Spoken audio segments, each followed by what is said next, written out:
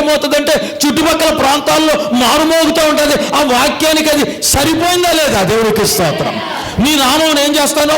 గొప్ప చేస్తాను. ప్రభా, నా నామాన్ని ఎందుకు గొప్ప చేయాలి నువ్వనంటే, నువ్వు నేను పిలిచిన పిలుపుకు తగినట్టుగా బ్రతుకుతున్నావు. దేవుని బిడ్డలు దేవుని పిలుపుకు తగినట్టుగా బ్రతికితే వారి దీవెనను, ఆశీర్వాదాన్ని ఎవరు దొంగిలించలేరండి. దేవుడికి స్తోత్రం. ఎవరు దొంగిలించలేరు. నువ్వు జీవించే జీవితము దేవునికి అనుకూలమైందిగా కనుకుంటే నిన్నెవ్వరూ కూడా, నువ్వు పడిపోయినా లేచిపోతావు. నువ్వు పడిపోయినా కానీ లేచిపోతావు. నువ్వు పడిపోయి లేవలేదంటే నీ లైఫ్ బాగోలేదని అర్థం. ఎవరి దృష్టిలో? మందరం వినాలి. నీ దేవుని దృష్టిలో నీ జీవితం ఎలా ఉంది? సరిగా లేదు కనుక నువ్వు పడిపోయి ఏం చేయలేకపోతున్నావు? నువ్వు లెగలేకపోతున్నావు. నువ్వు పడ్డా లెగుస్తున్నావు అంటే నువ్వు దేవుని దృష్టిలో నీ జీవితం ఎలా ఉంది? నమ్మకంగా ఉంది, యథార్థంగా ఉంది. అందుచేత పిలిచిన పిలుపు, మిమ్మల్ని పిలిచాడు. మీకు అర్థమవుతుందండి. నేను పేర్లు పెట్టి చెప్పను. మీరున్న ఆ యొక్క స్థితిలో నుండి దేవుడు అందరిని పిలవాలా. మీ తల్లిదండ్రులు పిలవాలా, కానీ కొడుకుగా నిన్నే పిలిచాడు. కూతురిగా నిన్నే పిలిచాడు. అబ్రహాము తండ్రిని పిలవాలా. ఎవరిని పిలిచాడు? అబ్రహాముని పిలిచాడు. అబ్రహామా, నీ బంధువుల యొద్ద నుండి, నీ సోదరుల యొద్ద నుండి వాళ్ళు విడిచిపెట్టి నాతో నాటు నేను చెప్పే దేశానికి రామంటే వస్తా ఆయన ఏం చేశాడంటే తండ్రిని తీసుకొచ్చాడు. తన తమ్ముడు కుమారుడైన లోతును కూడా తీసుకొచ్చాడు. ఇక మధ్యలో తండ్రి చనిపోయాడు. తర్వాత లోతు అబ్రహాము కలిసి ఈరోజు మన వంశం అదే, వాక్యం అదే. దేవుని పిలుపుకు లోబడితే నీ దీవెన దీవెన, నీ పేరే పేరు. ఒక్కసారి మారుమోగిందంటే నీ పేరు మళ్ళీ కిందకి రాదు. అది ఇంకా పైకి ఎదుగుతూనే ఉంటుంది. దేవునికి స్తోత్రం. దేవుని బిడ్డలారా, అంచేత దేవుని పిలుపులో ఓ ప్రత్యేకత ఉంది. నువ్వు దేవుని పిలుపుకు నువ్వు బాధపడాల్సిన అవసరం లేదు. నీ కులంలో నుంచి, నీ జాతిలో నుంచి, నీ మతంలో నుంచి దేవుడు నిన్ను పిలిస్తే నువ్వు సంతోషపడాలి తప్ప మళ్ళీ వెనక్క చూడకూడదు. అమ్మా, ఎన్ని చూడకూడదు. ఇందులోకి వస్తారు, అడి చూస్తూ ఉంటారు అత్తమానాన్న. ఇందులోకి వస్తారు, ఆ ఆచారాలే పాటిస్తారు, ఈ ఆచారాలు పాటించరు. ఎంతసేపు ఇలా ఆచార పద్ధతి అంతా దేని మీద ఉంటుంది? ప్రార్థన మీద ఉంటుంది. ఇంకెవరికి అర్థమవుతలేదు. అర్థమైన స్తోత్రం చెప్పండి. అర్థమైన వాళ్ళే చెప్పండి. దేవుని స్తోత్రం. వస్తారు కానీ పాత పద్ధతి మాత్రం పోలేదు. మీరు అనుకోవచ్చు, నేను 4 తరాల నుంచి మా ఇంట్లో క్రైస్తవులు, కానీ నేను క్రైస్తవుని కాదు. మీకు అర్థమవుతుందండి. క్రైస్తవ్యంలో నేనున్నా, నేను క్రీస్తుకు చెందిన లేను. క్రైస్తవ్యంలో నేనున్నా, నేను ఎవరికి చెందిలేను? క్రీస్తుకు చెందిలేను. అందుకే ఒకనొక దినాన్న దేవుడు నన్ను కూడా పిలిచాడు. దేవుడి స్తోత్రాలు. క్రైస్తవులే కదా అని అనుకోవటానికి అవదు. నేను క్రైస్తవ్యములో ఉన్నంత మాత్రాన, క్రీస్తు బొమ్మ పెట్టుకున్నంత మాత్రాన, నేను బైబిల్ పట్టుకున్నంత మాత్రాన ఆ వ్యక్తి ఎంత మాత్రము క్రీస్తుకు చెందిన వ్యక్తి కాదు. దేవుని బిడ్డలారు, అయితే నన్ను పిలిచాడు. నన్ను పిలిచినప్పుడు నేను ఆయన పిలుపుకు లోబడ్డాను. నేను దేవుడి స్తోత్రం. అప్పుడు అందరూ కూడా భక్తి చేస్తున్నారు, నేను భక్తి చేస్తున్నాను. నా దేవునికి పిలుపుకు తగిన భక్తి ఒక్కోసారి నా ఇంట్లో వాళ్ళకి నచ్చకపోవచ్చు. నా ఇంట్లో వాళ్ళకి మీ భక్తి ఎవరికో కాదు, ఎవరికే? నీ ఇంట్లో వాళ్ళకే నచ్చకపోవచ్చు. నీ ఇంట్లో వాళ్ళే దాన్ని గమనించలేకపోవచ్చు. నీ ఇంట్లో వాళ్ళే దాన్ని అబ్జర్వ్ చేయలేకపోవచ్చు. ఇతనిలో లేకపోతే ఈమెలో ఇంత మార్పు ఎలాగొచ్చింది అని అర్థం చేసుకోకపోవచ్చు. ఒకవేళ నీ స్థితి కంటే వాళ్ళ స్థితి బాగుండొచ్చు. నీ స్థితి ఒకవేళ బలహీనంగా ఉండొచ్చు. ఎందుకంటే దేవుని బిడ్డలారా, ఒకసారి దేవుడు ఉన్నతమైన మెట్టెక్కించడానికి ఆయన ప్రయత్నం చేసినప్పుడు ఒకసారి మనం కిందకి వెళ్ళవలసి వస్తుంది. అందులో ఒక ఆయన ఇల్లు కట్టాలంటే పైనుంచి పని చేయరంట. ఎక్కడి నుంచి పని చేసుకుంటూ వస్తారు? సాల్మను భూమిలోంచే చేసుకుంటూ రావాలి. అమ్మ, ఎక్కడి నుంచి చేసుకుంటూ వస్తారు పని? ఈ సంగతి మీ అందరికీ తెలుసు. ఇల్లు కట్టాలంటే ఎక్కడి నుంచి రావాలి? కనీసం పాకేయాలన్నా కానీ, పాకేయాలనే కానీ ముందు ఎక్కడి నుంచి రావాలి? అది ఆ గుణపం పట్టుకుని ఏం చేయాలి? గొయ్యి తవ్వాలి. ఆ గొయ్యి తవ్వకుండా, కర్ర పెట్టకుండా ఇల్లు ఎవరో కూడా, పాక ఎవరో కూడా కట్టలేరు. మీ ఆత్మీయ జీవితం కూడా అంతే. ఒక్కోసారి నువ్వు కిందకి వెళ్ళొచ్చు. కిందకి వెళ్ళినంత మాత్రాన నీ లైఫ్ బలహీనం అయిపోయిందని కాదు. నీ దేవుడు నీ పక్షంగా అందుకే పిలిచాడు నిన్ను. నిన్ను ఉన్నతమైన వ్యక్తిగా చేయాలని దేవుడు నిన్ను పిలిచా. మీ విశ్వాసం ఎదగాలి. దేవుని స్తోత్రం. దేవుని బిడ్డ అబ్రహాము లోతు కలిసి ప్రయాణం చేస్తున్నారు. 3 వాగ్దానాలు. 1, నిన్ను గొప్ప జనముగా చేస్తాను. 2, నిన్ను ఆశీర్వదిస్తాను, నీ నామమును గొప్ప చేయుదును. ఎంతమందికి మీ పేరు గొప్పదవ్వాలని ఉంది? దేవునికి స్తోత్రం. ఎంతమందికి ఉందా పేరు? ఎంతమందికి ఆశ ఉంది? ఎంతమంది ఆశీర్వదించబడాలని కోరుకుంది? ఆశ లేకపోతే మీరు దీవించబడలేరు. నిన్ను ఆశీర్వదించి నిన్ను గొప్ప జనముగా చేసి ఆశీర్వదించి, ముందు మాట, నిన్ను గొప్ప జనముగా చేసి నిన్ను చాలనగా. ఇద్దరు కలిసి ప్రయాణం చేస్తున్నారు. అబ్రహాముతో పాటు ఎవరున్నారు?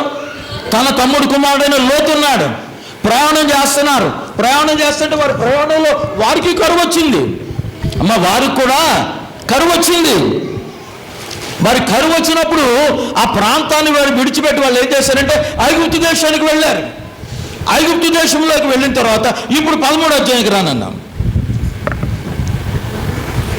13వ అధ్యాయం మొదటి వచనం. అబ్రాహాము తనకు కలిగిన సమస్తమును తన భార్యను తనతో కూడానున్న లోతును వెంట పెట్టుకొని ఐగుప్తులో నుండి నెగేబునకు వెళ్ళెను. అబ్రాహాము నెగేబు అనగా పాలస్తీనా దేశం. కింద ఉంటుంది దానికి ఫుట్నోట్లు. నెగేబు అంటే ఏ దేశం? అది పాలస్తీనా దేశం, దక్షిణ పాలస్తీనా దేశం. దేవుడు వెళ్ళారా? చదువు. అబ్రాహాము వెండి బంగారములు. ఇప్పుడు మీరు ఇక్కడి నుంచి మీరు జాగ్రత్తగా గమనించాలి. ఇందాకడే అన్ని వాగ్దానాలు ఇక్కడ నెరవేర్పు. అబ్రహాము వెండి బంగారము పశువులు కలిగి బహుధనవంతుడై ఉండెను. దేవునికి స్తోత్రం. అబ్రహాము వెండి బంగారమును పశువులను కలిగి బహుధనవంతుడైపోయాడంట. దేని బట్టి?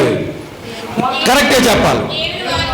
ఇంకా ఆయన పిలుపుని బట్టి, ఆయన చేసిన వాగ్దానాన్ని బట్టి.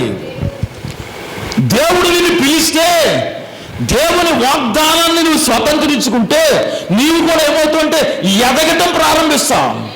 యోబు గ్రంథంలో యోబు భక్తుడు ఏమంటాడంటే, మొదట నీ స్థితి కొద్దిగా ఉండనను తుదకు మహాభివృద్ధి పొందుతావు. అభివృద్ధి కాదు, మహాభివృద్ధి పొందుతావు. దేవుని స్తోత్రం. మొదటి స్థితి ఎలాగుంది? కొద్దిగానే, చిన్నదే, 2 మేకలే లేదా 2 గొర్రె పిల్లలే. అలా నెమ్మదిగా ఏమైంది? చిన్న సంఘమే, 4 విశ్వాసులు. కానీ దేవుని పిలుపు నీకుంటే, దేవుని యొక్క ఏర్పాటు నీకుంటే అది దినదినం ఏమవుతుంది? అభివృద్ధి చెంది. ఎందుకంటే ఆయన ఆశీర్వదించే దేవుడు. దేవుని బిడ్డ, మీ క్షేమము కోరి చెప్తున్నాను, మీ ప్రయోజనం కోరి చెప్తున్నాను. మీకు ప్రయోజనకరమైన దానిని మీరు నిర్లక్ష్యంగా వింటే మీరు ప్రయోజనాన్ని ఎప్పటికీ పొందలేరు. అబ్రహాము వెండి బంగారమును పశువులను కలిగి బహు ధనవంతుడైపోయాడంట. దేవుని పిలుపు మనుషుల్ని ధనవంతులు చేస్తారు. దేవుని స్తోత్రం. అందరూ వినాలి, అందరూ స్తోత్రం చెప్పాలి. హల్లెలూయా. దేవుని పిలుపు మనుషుల్ని ఏం చేస్తాయి? బహు ధనవంతులు కాదంట. ఏ ధనవంతుడైపోయాడు? బహు ధనవంతుడైపోయాడు. ఎందుకంటే అబ్రహాము దేవుని మాటకి ఏమయ్యాడు? లోబడ్డాడు, విధేయుడయ్యాడు. అబ్రహాము దేవుని మాటకి ఏం చేశాడు? విధేయుడయ్యాడు. మన ప్రతి ఒక్కరూ కూడా దేవుని మాటకు లోబడాలండి. మనుషుల మాటకు కాదు, మనుషుల పద్ధతులకు కాదు, మనుషుల ఆచారాలకే కాదు. చాలామంది ఈ ఆచారాలు విడిచిపెట్టలేకపోతున్నారు. మేము విడిచిపెట్టలేకపోతున్నారు. ఈ ఆచార బద్ధమైనటువంటి క్రైస్తవ జీవితము మనల్ని ఏం చేస్తుందంటే దేవుణ్ణి మనకి దూరం చేస్తుంది. అవన్నీ వదులుకుని ఎక్కడికి వచ్చాం? మనం దేవుని దగ్గరికి వచ్చాం, ఇందులోకి వచ్చాం, అందులోంచి ఇందులోకి వచ్చాం, ఇందులోంచి పాత ఆచారాల్లోంచి ఇందులోకి వచ్చాం. మళ్ళీ పాత ఆచారాలే మన మీద ఏం చేస్తున్నాయి? ఏలుబడి చేస్తున్నాయి. మీరు చాలా మందిలో పాత పద్ధతులే ఏలుబడి చేస్తున్నాయి చాలా మందిని. మరి అది మీరు ఎలా చెప్పగలరండి అంటే, మీరు ఎలా చెప్పగలరు పాస్టర్ గారు అంటే ఏం చెప్తారమ్మా మీరు, ఏం చెప్తారు మీరు? మరి క్రియలు చెప్తే అమ్మ అందరూ ఎవరు నాకు గమనించట్లేదు. మరి క్రియలు చెప్తాయండి. నువ్వు కొత్త ఆచారంలో ఉన్నావా, దేవుని ఆచారంలో ఉన్నావా? దేవుని ఆచారంలో ఉన్నావా లేకపోతే పాత ఆచారంలో ఉన్నావా? ఏ ఆచారంలో ఉన్నావు నువ్వు? పాత ఆచారం నుంచి మనం ఎక్కడికి రావాలి? బయటకు వచ్చేయాలి. దేవుని పిలుపు బట్టి నడుస్తున్నటువంటి అబ్రహాముతో వెళుతున్న లోతు ఇప్పుడు మొదటి నుంచి అబ్రాము తనకు కలిగిన సమస్తమును తన భార్యను తనతో కూడానున్న లోతును వెంట పెట్టుకొని ఐగుప్తులో నుండి నెగేబునకు వెళ్ళెను. దేవునికి స్తోత్రం. మీ దేవుని మందిరానికి వస్తున్న మీరే రాకూడదు. మీట్లో ఏం చేయాలి? వెంట పెట్టుకుని రావాలి. ఇది అర్థం అవ్వలేదు. అబ్రహాము ఏం చేశాడంట? రాజేష్ వస్తా వాళ్ళ అమ్మను కూడా తీసుకురావాలి ఆయన. మళ్ళీ చదివిన మాట. అబ్రహాము తనకు కలిగిన సమస్తమును తన భార్యను, చూడండి, తన భార్యను తనతో కూడా లోతును వెంట పెట్టుకొని ఐగుప్తులో నుండి నెగేబునకు వెళ్ళెను. అబ్రాము వెండి బంగారములు పశువులు కలిగి బహు ధనవంతుడై ఉండెను. అతడు ప్రయాణం చేయొచ్చు దక్షిణము నుండి బేతేలు వరకు అనగా బేతేలునకు హాయికిని మధ్య తన గుడారము మొదట ఉండిన స్థలము వరకు వెళ్ళి తాను మొదట బలిపీఠం కట్టిన చోట చేరెను. అక్కడ అబ్రాము యెహోవా నామమున ప్రార్థన చేసెను. ఇప్పుడు మళ్ళీ 6వ వచనం చదువుతున్నాను. అబ్రాముతో కూడా వెళ్ళిన లోతుకు యెహోవా నామమున ఏం చేశాడు? ప్రార్థన చేశాడు. తర్వాత మాట, అబ్రాముతో కూడా వెళ్ళిన లోతుకును గొర్రెలు గొడ్లు గుడారములు గనుక అబ్రాముతో పాటు ఎవరు ఆశీర్వదించబడ్డారు? లోతు కూడా మీరు భక్తి గల వారితో స్నానం చేస్తే మీరు కూడా దీవించబడతారు. మీరు గమనించాలి. మంచి వారితో స్నానం చేస్తే మీరు కూడా మంచి వాళ్ళు అవుతారు. మీకు అర్థమవుతుందండి. అబ్రాము ఎవరు? దేవుని ఎడల భయభక్తులు గలవాడు. అందుచేత అబ్రాము ఏం చేయబడ్డాడు? ఆశీర్వదించబడతాడు. అబ్రాము ఆశీర్వదించబడితే అబ్రామును ఫాలో అవుతున్నటువంటి లోతు కూడా ఏమవుతున్నాడు? ఆశీర్వదించబడతాడు. లోతుకు కూడా ఏమన్నాయన? గొర్రెలు గొడ్లు గుడారములు అంట. అబ్రాముకు ఉన్నాయంటే అర్థం ఉంది. అబ్రామును ఫాలో అయిన లోతు కూడా సేమ్ సంపద ఉంది. మీకు అర్థం. అబ్రాముకి ఇంకా ఐగుప్తు రాజు కొంత ధనాన్ని ఇచ్చాడు, గొర్రెలు ఇచ్చాడు, పశువులను ఇచ్చాడు, బంగారాన్ని ఇచ్చాడు. లోతు అబ్రహాముని వెంబడిస్తున్న కారణం చేత, అబ్రహామును వెంబడిస్తున్నారా?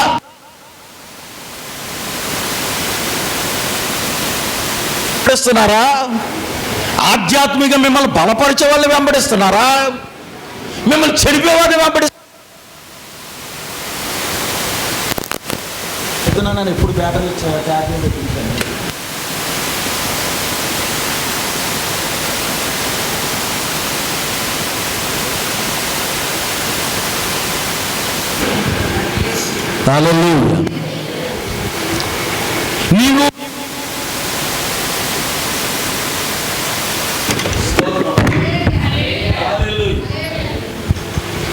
నీవు వెంబడించే వ్యక్తులను బట్టే నీ ఎదుగుదల ఆధారపడి ఉంటుంది. నువ్వు వెంబడించే వ్యక్తి భక్తి కలిగిన వాడు కాకపోతే, వాడు భక్తి లేని వాడు కాకపోతే నువ్వు కూడా ఎప్పటికీ కూడా ఆశీర్వదించబడేలా. దేవునికి విరోధంగా ఉండే వ్యక్తులతో, దైవ నియమాలకి విరోధంగా ఉండే వ్యక్తులతో నువ్వు స్నేహం చేస్తే నువ్వు ఎప్పటికీ కూడా ఏమవ్వలేవు, నువ్వు దీవించబడలేవు. లోతు ఎవరిని వెంబడిస్తున్నాడు? అబ్రహామును వెంబడిస్తున్నాడు. అందుకని సంఘములోని బిడ్డలు భక్తి కలిగిన వారిని వెతుక్కోవాలి, స్వార్థపరులని కాదు. ఎవరిని ఎత్తుకోవాలి? వాళ్ళు చాలా గొప్పలండి, వాళ్ళకి మంచి పేరు ఉందండి అని వాళ్ళ కూడా వెళ్ళావా, నీ స్థితి కూడా అలాగే మారిపోద్ది. నువ్వు వెంబడించే వ్యక్తి భక్తి గలవాడై ఉండి అతని పేరు లేకపోయినా, ఆస్తిపాస్తులు లేకపోయినా, దేవుడి ఎడల అతనికి ఏముంది? భయం ఉంది కనుక, భక్తి ఉంది కనుక అతనితో పాటు నువ్వు కూడా ఏమవుతావు? ఆశీర్వదించబడతావు. దేవుని స్తోత్రం. లోతు అబ్రహాముల యొక్క ప్రయాణంలో అబ్రహాము ఎంతగా దీవించబడ్డాడు, లోతు కూడా అంతగానే దీవించబడ్డాడు.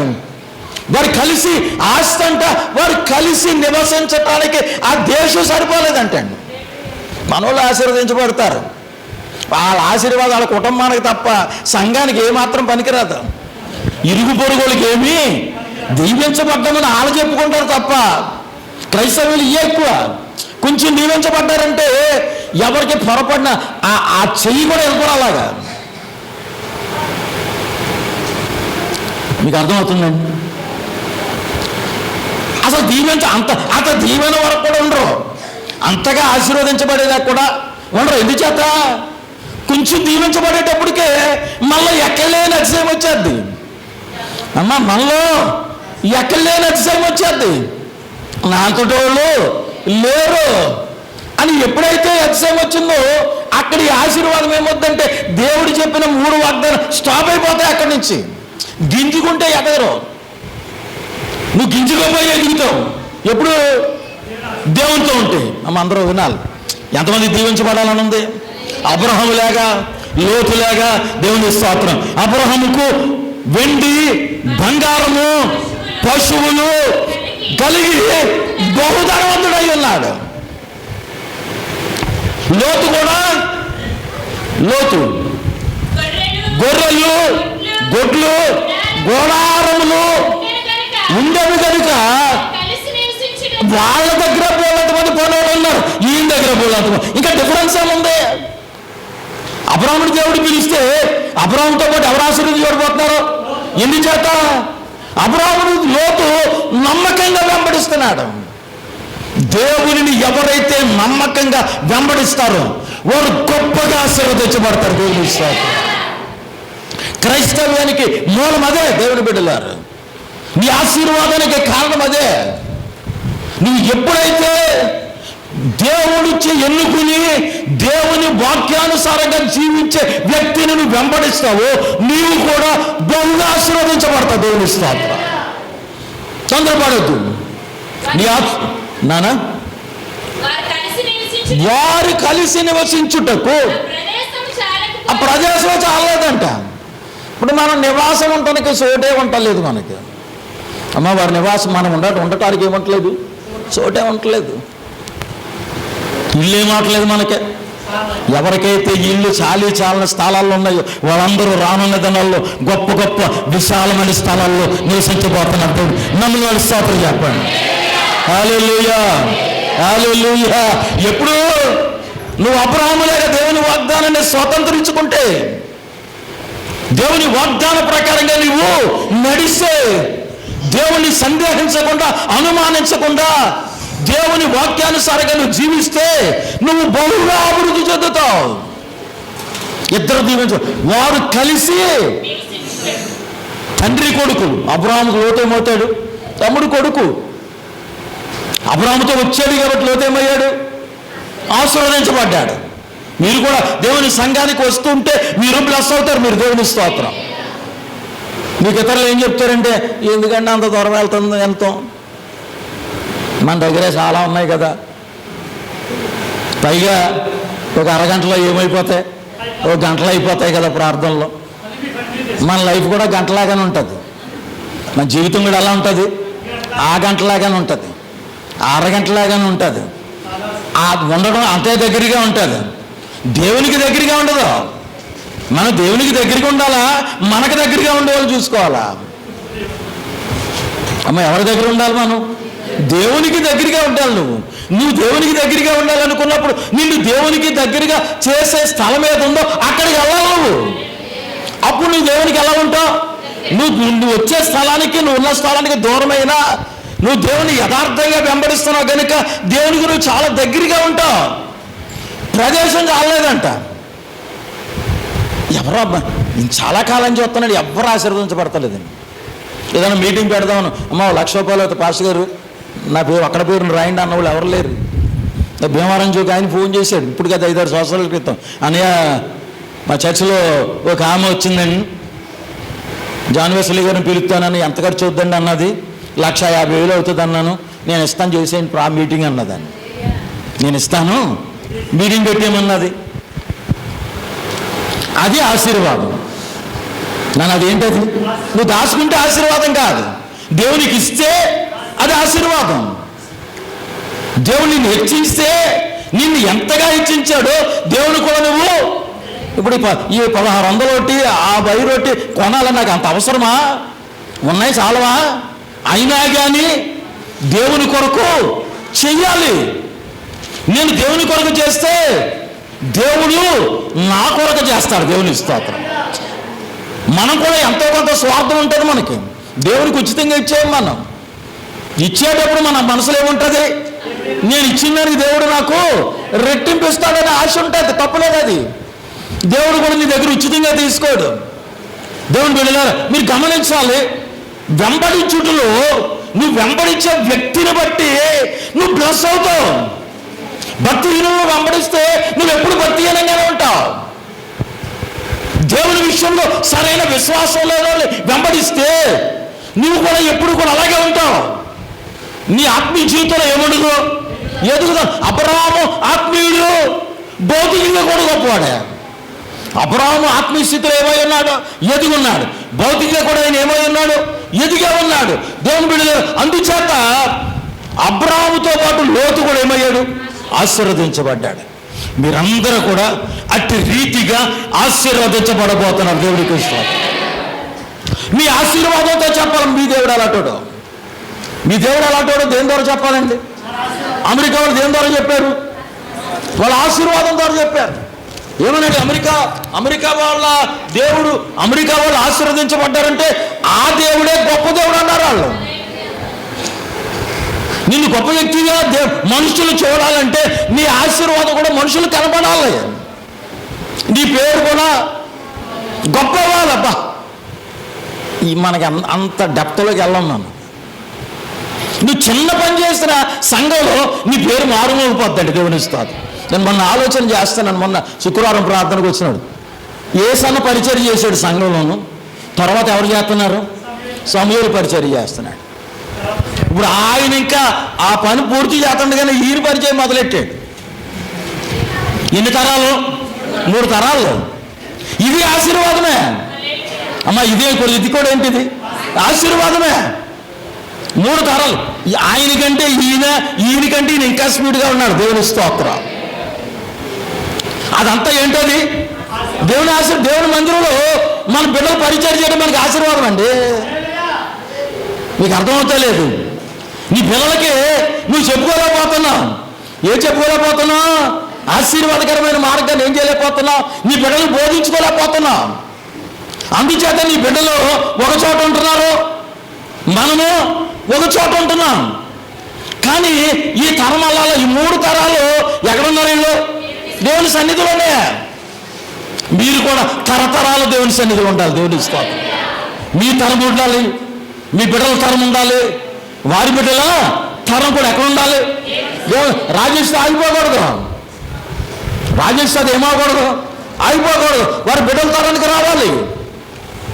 ఎందుకంటే మన దేవుడు ఆశీర్వదించే దేవుడు, మన దేవుడు విస్తరింపజేసే దేవుడు, నిన్ను ఎదిగేటట్టుగా చేసే దేవుడు. అబ్రహాము ఎంత బలంగా ఉన్నాడో వారి బిడ్డలు కూడా ఏమైనంటే అలాగే ఆశీర్వదింపబడ్డారు. చూడండి 36వ అధ్యాయము, ఆది కాండము 36వ అధ్యాయము 6వ వచనం చదువుదాము. అందరూ కూడా తీసుకున్నాను. 36వ అధ్యాయము. ఒకసారి నంబర్ చెప్పినాను. 30వ పేజీ చదివినాను. అమ్మ అందరూ వింటున్నారా? స్తోత్రం చెప్పడానికి కలడు. యాషావు తన భార్యను, తన కుమారులను, తన కుమార్తెలను, తన ఇంటి వారందరినీ, అమ్మ అలా వినాలి. దాన్ని వాళ్ళు కూడా ఎన్నిలో చదువున్నాను. మీరందరూ సైలెంట్గా ఉండి చక్కగా వినాలి. ఇప్పుడు చదువు. యాషావు తన భార్యలను, తన కుమారులను, తన కుమార్తెలను, తన ఇంటి వారందరినీ, తన మందలను, సమస్త పశువులను, తాను కనాను దేశంలో సంపాదించిన యావత్ ఆస్తిని తీసుకొని తన తమ్ముడైన యాకోబు ఎదుట నుండి మరొక దేశానికి వెళ్ళిపోయాను. మీరందరూ గమనించాలి, మీరు బాగా వింటే తప్ప అర్థం కాదు. యాషావు తన భార్యలను, తన కుమారులను, తన కుమార్తెలను, తన ఇంటి వారందరినీ, అమ్మ ఎవరినంట? ఇంటి వారందరినీ తీసుకొని, ఇంటి వారందరినీ, తన మందలను, నన్ను ఆలోచన, తన సమస్త పశువులను, తాను కనాను దేశంలో సంపాదించిన ఆస్తి యావత్తును తీసుకొని తన తమ్ముడైన యాకోబు ఎదుట నుండి మరి ఒక దేశం వెళ్ళిపోయాను. ఎందుకు వెళ్ళిపోయాడంటే వారు విస్తారమైన సంపద గలవారు. అబ్రహాము లోతుల సంపాదన ఎలా పెరిగిపోయింది? వారు కలిసి నివసించలేనంత. అమ్మ ఎంత పెరిగిపోయింది? కలిసి నివసించలేనంత. వారి పశువులు కట్టుకోవటానికి కూడా స్థలం ఏమవట్లేదు, చాలనంత. ఇక్కడేమో ఏడలా ఉన్నారు? ఎవరి పిల్లలేరు? యాషావు యాకోబు ఎవరి పిల్లలు? ఇస్సాకు పిల్లలే. కానీ మూల పురుషుడు ఎవరు? అబ్రహామే. దేవునికి స్తోత్రం. మనందరికీ మూల పురుషుడు ఎవరు? అబ్రహామే. దేవునికి స్తోత్రం. ఇప్పుడు చదివినాను. మీరందరూ ఈ మాటలు జాగ్రత్తగా ఉంటే మీరు కూడా అతి తక్కువ కాలంలో విస్తారమైనటువంటి ఆశ కలిగిన వారు అవుతారు. దేవుని స్తోత్రం. ఆస్తి కలిగిన వారు అవుతారు. వారు విస్తారమైన సంపద గలవారు గనుక వారు కలిసి నివసింపలేకపోయిరి. వారు విస్తారమైన సంపద గలవారంట. అబ్బబ్బబ్బబ్బ. అబ్రాహాములో ఎలా ఉన్నారు?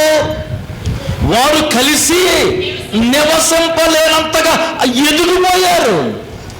అసలు ఇరుగుపోరు అనుకున్నారు. అబ్రాహాము చూసే అబ్రాహాము లోతు ఈయనకి ఇంతలాగా ఆశీర్వదించబడిపోతాయి. కారణం ఏంటి అంటే వాళ్ళకి దొరికిన రీజన్ ఒకటే. ఏంటంటే వారి దేవుడు గొప్ప దేవుడు అంట. దేవునికి స్తోత్రం. వారి దేవుడు గొప్ప దేవుడు, మనుషులను ఆశీర్వదించే దేవుడు. ఆ దేవుడిని పట్టుకున్నారు వాళ్ళు. వారి సంపద ఏమైపోయింది? విస్తరించిపోయింది. ఇరుగు పొరుగులు చెప్పుకుంటున్నారు. దేవుడు నమ్మదగిన వాడు. ఇక్కడ ఇస్సాకు యొక్క పిల్లలైన యాషావు యాకోబు దగ్గరికి వచ్చేటప్పటికి వీరాస్తి కూడా ఏమైపోయింది? విస్తారమైపోయింది. ఈరోజు మీరు బాగా వాక్యాన్ని వింటే ఈ రోజు నుంచే మీ ఆశీర్వాదం స్టార్ట్ అవుతుంది. దేవుని స్తోత్రం. దానికి 100 రకాలైనటువంటి ప్లాన్లు ఎక్కర్లేదు. మీకు అర్థమవుతుందండి? 100 రకాల ప్లాన్లు వేయొద్దు. నువ్వు దేవుని ప్లాన్లో ఉండు. నీ ప్లాన్లన్నీ దేవుడు నెరవేరుస్తాడు. నాకు 4 సెంట్లే ఉంది స్థలం, ఇంటి స్థలం. మా అక్కకి 10 ఉంది. ఏమైనా సరే దీని దాంట్లో ఒక 4-3 కొట్టేయాలి మనం. ఇప్పుడు అందరు ప్లాన్లు. ఈ ప్లాన్ అంటే ఏంటి మరి? మా తమ్ముడికేమో 10 సెంట్లు ఉంది, నాకేమో 2 సెంట్లు ఉంది. ఏమైనా సరే మా తమ్ముడు దాంట్లో కొంత కొట్టేయాలి. అలా అవి లోక సంబంధమైన ప్లాన్లు. నువ్వు ఆ ప్లాన్ కాదు కలిగి ఉండాల్సింది. దైవిక ప్లాన్ కలిగి ఉంటే ఆటోమేటిక్గా నీ దేవుడు నిన్నేం చేస్తాడు? ఆశీర్వదించి పైకెత్తుతాడు. దేవుని స్తోత్రం. ఎందుకంటే దేవుని బిడ్డలారా, యెహోవా ఆశీర్వాదము ఎంత గొప్ప, నాకు ఎంత ఇష్టం అన్నమాట. ఐశ్వర్యం వద్దు అన్నప్పుడు ఆవిడ ఉంటాడండి. ఐశ్వర్యం వద్దు అన్నారంటే వాళ్ళంతా మంచోళ్ళన్న అయ్యి ఉండాలి, లేకపోతే వాళ్ళకి జ్ఞానం లేని వాళ్ళు అయ్యి ఉండాలి. దేవుడు ఇస్తానంటే వద్దనే వాళ్ళు ఎవరు ఉంటారు? దేవుడు ఆరోగ్యం ఇస్తానంటే వద్దనే వాళ్ళు ఎవరు ఉంటారు? దేవుడు సంపదను ఇస్తానంటే వద్దనే వాళ్ళు ఎవరు ఉంటారు? దేవుడు పశువులను ఇస్తానంటే వద్దనే వాళ్ళు ఎవరు ఉంటారు? వద్దన్నారంటే ఏంటి అర్థం? దానికి వాళ్ళకి ఇంకా సరైన జ్ఞానం లేదని అర్థం. అబ్రహాము కుమారుడైన ఇస్సాకు పిల్లలు యాషావు యాకోబును వారు కలిసి నివసించడానికి కూడా ఆ స్థలం కూడా ఏమవట్లేదంట. తండ్రికి ఏం జరిగిందో కొడుక్కి అదే. మా నాన్నంట పొద్దుటే లేచి బైబిల్ పట్టుకుని గంటలు చదువుకునేవాడు అండి. మా నాన్న ఏం చేసేవాడు? బైబిల్ పట్టుకుని చదువుకునేవాడు అండి. మా అమ్మ అప్పుడప్పుడు చెప్తూ ఉండేది. మా నాన్న చేసిన భక్తి, మా అమ్మకి అంత భక్తి లేకపోయినా మా నాన్న ద్వారా మా అమ్మకి ఏమొచ్చింది? ఈ రోజుల్లో చాలామంది భక్తిగాళ్ళు కూడా భక్తిహీనులు చూసి చెడిపోతున్నారు. అమ్మ భక్తిహీనులు చూసి ఏమైపోతున్నారు? చెడిపోతున్నారండి. దేవుని బిడ్డలారు, నువ్వు చెడిపోయేవారిలాగా ఉండకూడదు. నువ్వు ఎలా ఉండాలి? బాగు చేసే వ్యక్తిగా ఉండాలి. అది నీకు ఆశీర్వాదం. అబ్రహాముని వెంబడించిన లోతు ఎలా వెంబడించాడో నీవు కూడా నీ దేవుని వెంబడిస్తే నీవు కూడా అబ్రహాములాగా ఆశీర్వదించబడతావు. దేవుని స్తోత్రం. ఇది దేవుని వాగ్దానం. ఇది దేవుని వాగ్దానం. దీన్ని ఎవరో కూడా పూర్తి చేయాలి, మార్చలేరండి. దేవుడు వాగ్దానం చేసిన దాన్ని ఎవరో కూడా మార్చలేరు. మారితే నువ్వే మార్చుకోవాలి. అప్పుడు దాకా దేవుళ్ళు తిరిగి దేవుని విడిచిపెట్టేటు నీ లైఫ్ ఏమో మారిపోవటం. తర్వాత మనుషుల మీద పడి ఏడుతావు, దేవుడి మీద పడి ఏడుతావు. ఎక్కడ తేడా వచ్చింది అది చూడం. ఎక్కడ తేడా వచ్చావు అమ్మ అందరూ స్తోత్రం చెప్పండి. ఎక్కడ తేడా వచ్చిందో చూసుకుంటే నీ సొల్యూషన్ దొరుకుతుంది. మ్యాథ్స్ ఉన్నాయి కదా, లెక్కలు ఉంటాయి కదా అమ్మ పిల్లలు, లెక్కలు ఉన్నాయి కదా. లెక్కల్లో నువ్వు స్టార్టింగ్ నుంచి ఎక్కడైనా ఒక్క బిట్టు తప్పేసావనుకో మొత్తం అంతా తప్పులే వస్తాయి. మొన్న యోగు గారు చనిపోయినాడు, ప్రార్థనకి వెళ్ళాం. ఒక ఆయన పెద్ద పాస్టర్ గారు ఆయనకు షుగర్ ఎక్కువైపోయి సరిగ్గా మైండ్ సరిగ్గా పనిచేయక ఈ బట్టలు పై బట్టలు తప్పెట్టాడంట. పై బట్టను ఏం చేశాడు? ఈ సరిగ్గా పెట్టాల్సిన బట్టను ఏం చేశాడు? కింద పట్టినట్టుకు వచ్చి పైన పెట్టేశాడు. అన్నీ కూడా ఏమొచ్చేసినాయి? అన్నీ తప్పైపోయింది. అందరూ అతనికి వేసి అదే లోకం చూస్తున్నారు. ఇదేటో వీడు సొక్క ఇలా వేసుకొచ్చాడు.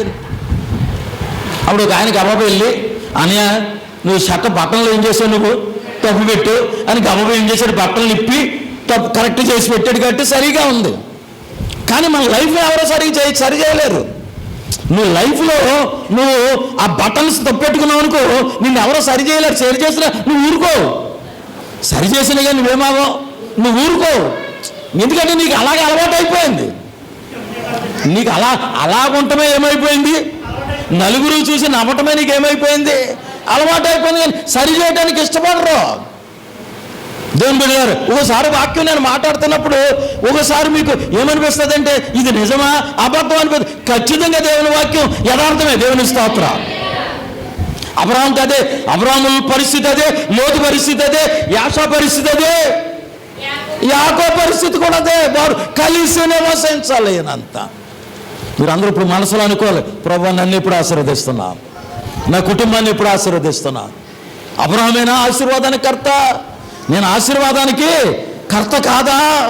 అమ్మ వరలక్ష్మి నువ్వు కూడా గట్టిగా పట్టుకుంటే మీ అబ్బాయి ఉన్నాడు కదా సురేంద్ర ఏడాడు.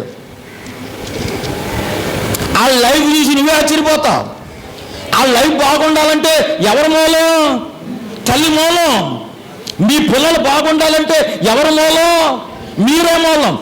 తల్లిదండ్రులు సరైన వాళ్ళు కాకపోతే ఆ బిడ్డలను బాగు చేయడం ఎవరి తరం కూడా కాదండి. నేను ఒక మాట చెప్తున్నాను మీకు, తల్లిదండ్రులు యథార్థమైన విధానంలో బ్రతకకపోతే వారి పిల్లలను బాగు చేయటం ఎవరి తరం కూడా కాదు. అది ఎవరి తరం అవుతుంది? తల్లిదండ్రుల వల్లే అవుతుంది. వీరు బ్రతుకు మార్చుకుంటే వారి బిడ్డలు బాగుపడతారు. వీళ్ళ జీవితం మార్చుకోలేనంతసేపు వారి బ్రతుకు నుంచి బయటికి రాలేరు. వారు తాగుబోతులుగానే ఉంటారు, తిరుగుబోతులుగానే ఉంటారు, దైవత్వం లేని వారిగానే ఉంటారు, దేవుని గురించి ఎరగని వారిగానే ఉంటారు. ఇదంతటి వాళ్ళు అనుకుంటారు పిల్లలు ఏంటి ఇలా తిరుగుతున్నారు, అలా మళ్ళీ ఏలే తిడతారు వాళ్ళనే. కానీ వీళ్ళ బతుకు మాత్రం మార్చుకోరు. వీళ్ళ దేవునికి అనుకూలంగా దేవుని మీకు ఎక్కడా దొరకని మాటలు మీకు చెప్తున్నాను. మీ లైఫ్ మార్చుకోవటానికి, మీ బిడ్డల జీవితాలు బాగుపడటానికి ఇంతకంటే సరైన మార్గం ఎక్కడా లేదు. దేవుని స్తోత్రం. నేను బాగుంటే నా బిడ్డలు బాగుంటారు అంతే. నా బిడ్డలు బాగలేదంటే ఆటోమేటిక్గా ఎప్పుడైనా 1%, 100% 2% చెదిరిపోవాలేమో తప్ప 98% బిడ్డలు పాడైపోవటానికి వారి తల్లిదండ్రుల మూలం. బిడ్డలు బాగుపడటానికి కూడా తల్లిదండ్రుల మూలం. అబ్రహామును బట్టి, లోతును బట్టి, అబ్రహామును బట్టి అబ్రహాం కుమారుడైన ఇస్సాకు బాగుపడ్డాడు. ఇస్సాకును బట్టి 40 సంవత్సరాలు వచ్చినట్టు ఇస్సాకు పెళ్ళి అయ్యేటప్పుడు ఎన్ని సంవత్సరాలు? ఈ రోజున పిల్లలు ఎంత ఎదుగుతారో లేదో అన్నీ అప్పుడే. ఇంకా నాకు పెళ్ళి ఎప్పుడు?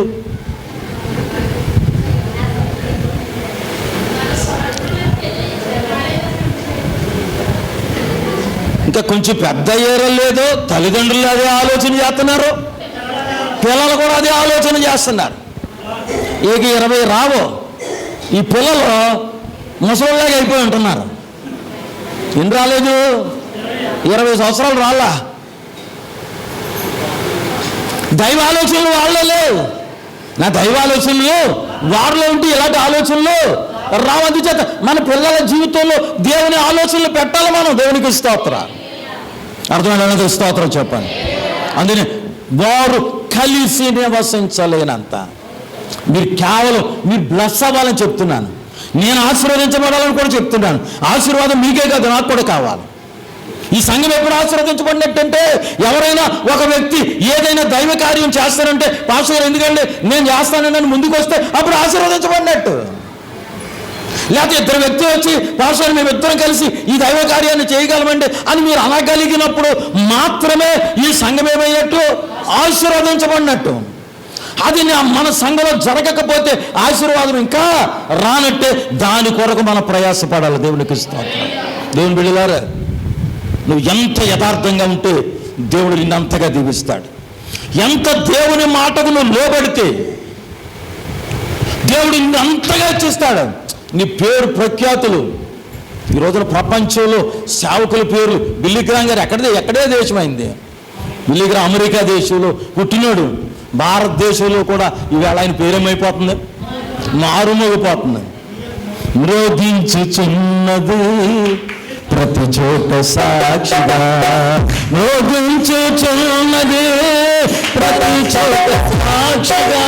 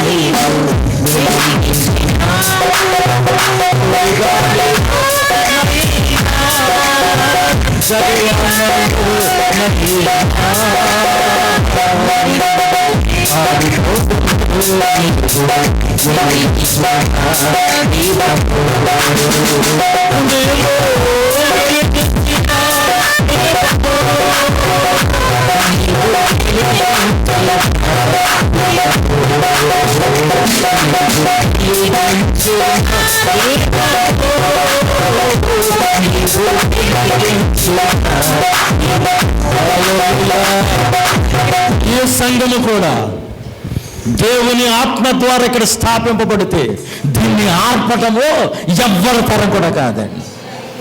ఎంత బలవంతుడైనా వాడు, ఎంత గొప్పవాడైనా దీన్ని ఆపటము ఎవరి తరం కూడా కాదు. ఎందుచేత దేవుడు వెలిగించిన దీపాన్ని ఆర్పటం ఎవరి తరం కూడా కాదు. నీ జీవితము దేవుడు వెలిగించిన జీవితం అయితే నీ జీవితాన్ని పాడు చేయటం ఎవరి వల్ల కూడా కాదు. ఆడు ఎంత బలవంతుడైనా, ఎంత గొప్పవాడైనా, వాడు ఎంత జ్ఞానము కలిగిన వాడు, మహా ట్రిక్స్ కలిగిన వాళ్ళు చూశాను నేను. ఇతరులను పడగొట్టే వాళ్ళు చూశాను నేను. కానీ వారు విజయం సాధించలేదు, వారే పడిపోయారు. దేవుని జ్ఞానం కలిగిన వాడిని పడగొట్టడం ఎవడు తరమ కూడా కాదండి. ఎందుకంటే దేవుడు అతనికి ఏమై ఉన్నాడు? తోడై ఉన్నాడు. ఆల్రెడీ దేవుడు అతనికి ఏం చేశాడు? వాగ్దానాలు చేశాడు. అబ్రహాముకు దేవుడు వాగ్దానం చేశాడు, అబ్రహాము నీ సంతానాన్ని విస్తరింపజేస్తాను. ఇంకోటి ఏంటన్నా? నిన్ను గొప్ప జనముగా చేస్తాను. అబ్బా, నిన్ను ప్రపంచములో ఎక్కువ శాతం మంది ఎవరున్నారో మీరు ఎవరైనా అడిగితే ఇతరులకు జవాబు చెప్పడానికి ఉపయోగపడతాయి ఇప్పుడు క్వశ్చన్లు, ఆన్సర్లు మీరు గుర్తుపెట్టుకోవాలి. ప్రపంచ జనాభాలో ఎవరు ఒప్పుకోపోయినా క్రీస్తు శకము, క్రీస్తు పూర్వం ఇప్పుడు ఆ మతోన్మాదులు ఏం మొదలెట్టారంటే తీసేశారండి దాన్ని. ఎవడు పెట్టాడు, ఎవడు తీసేశాడు? క్రీస్తు శకం అంటే పూర్వమనేమో చరిత్ర చెప్తుంటే వీడు ఎవరో వచ్చి ఏం చేశాడంటే ఇప్పుడు తీసేశారు. వీడికి నచ్చలేదు. మరి నీకు నచ్చినప్పుడు నువ్వు కోరిన వాడి పేరు పెట్టవచ్చు కదా. అది ఆడతరము కాదు. చాలా తీసేశారండి. ఇప్పుడు ఎవరు తీసేస్తాడండి? సంఖ్యమే విస్తరించిపోతుంటేనే ఆపాలనుకుంటే పెరిగిపోతూ ఉంటుంది. దేవుని స్తోత్రం. తగ్గించాలనుకుంటే ఏమవుతూ ఉంటుంది? ఎదిగిపోతూ ఉంటుందండి. దీన్ని ఆపడం ఎవడతారం? మహా రాజులే చక్రవర్తులే అయిపోయారు. సామాన్యులంతా పొర ఆపలేకపోయాడు. మహా గొప్ప రాజులు ఆపలేకపోయారు. నెబుకద్నెజరు ఆపలేకపోయాడు. ఫిలిస్తీయులు ఆపలేకపోయాడు. దేవుని బిడ్డ దీన్ని ఆపడం ఎవడతారం కూడా కాదు. ఇది ఒక బలమైన పునాది కలిగిన సంఘం. క్రీస్తు యేసే దీనికి పునాది రాయి. అమ్మ, మీకు అర్థమవుతుందా? మీరు తెలుసుకుంటే పునాది రాయి ఎందుకు వేస్తారు? పని ప్రారంభించినప్పుడు ఫస్ట్ ఏం చేస్తారు? గొయ్యితవి ఆ రాయిని తెచ్చి శుభ్రంగా కడిగి ఏం చేస్తారు? దాన్ని పునాది వేసి నాయులు వేసి మనమైతే ప్రార్థన చేస్తాం. ఏది మూలం దీనికి ఇంటికి? అది ఎంత పెద్ద బిల్డింగ్ అయినా సరే ఏది మూలం? పునాదే మూలం. దీని పునాది ఎవరు? యేసయ్యే. యేసుక్రీస్తే ముఖ్యమైన మూలరాయి అయి ఉండగా అపోస్తలులను ప్రవక్తలను వేసిన పునాది మీద మీరు ఏమై ఉన్నారో కట్టబడి ఉన్నాం మనం. అదే మీకు చరిత్ర తెలియాలి. మీకు చరిత్ర తెలియాలని మీకు చరిత్రతో కొన్ని వాక్యం చెప్తున్నాను. మీరు చరిత్ర తెలుసుకుంటే మీరు బలవంతులు అయిపోతారు. అబ్రహాములాగా మీరు ఆశీర్వదించబడిపోతారు. మీకు గొర్రెలు, గొడ్లు, మేకలు, మీ కోరుకున్నదంతా కూడా. క్రిస్మస్ పండుగ వస్తుంది, న్యూ ఇయర్ వస్తుంది. ఏం చేద్దాం అని అంటే, పాస్టర్ గారు నేను 2 గొర్రెలు ఇస్తాను, మీరు ఏం చేస్తారు చేసుకోండి. అలా ఉన్న వాళ్ళందరూ తలా ఒకటి తల 2 తిన్నైపోతే ఓ ఫంక్షన్ కంటే ఎక్కువైపోతాయి. దేవునికి స్తోత్రం. ఏం ఆలైపోతున్నాం మనం? గొల్లల పాలమే పేరుకి ఏంటిది? గొల్లల పాలు. గొర్రెలు లేని గొల్లలు, సంబంధం లేని గొల్లలు. పేరు మాత్రం ఏ పాలు? గొల్లల పాలు. మళ్ళీ చిన్నగొల్లల పాలు. నేను చాలా ప్రాంతాలు తిరిగి ఎన్ని గ్రామాలు ఉన్నాయండి, గొల్లల గ్రామాలు. అలా సబ్బవరం తిరిగితే అక్కడ గొల్లల పాలము, అక్కడ చిన్న గొల్లల పాలము, పెద్ద గొల్లల పాలము. ఎన్ని అన్నానా? ఏం బాబు? గాజువాక ప్రాంతాల్లో ఆయన ఏం పేరు? నేను శ్రీనివాసరావు గారు. ఏం పేరు? గొర్రెలే ఆయన పేరు? వినాయక్ పల్లా శ్రీనివాసరావు గారు. వాళ్ళందరూ ఎవరెళ్ళో గొల్లలు. కానీ మన దగ్గర ఏమి లేవు, గొర్రెలు లేవు. ఏం మిగిలింది? పేరు మాత్రం మిగిలింది అంతే. అమ్మ పేరు మాట.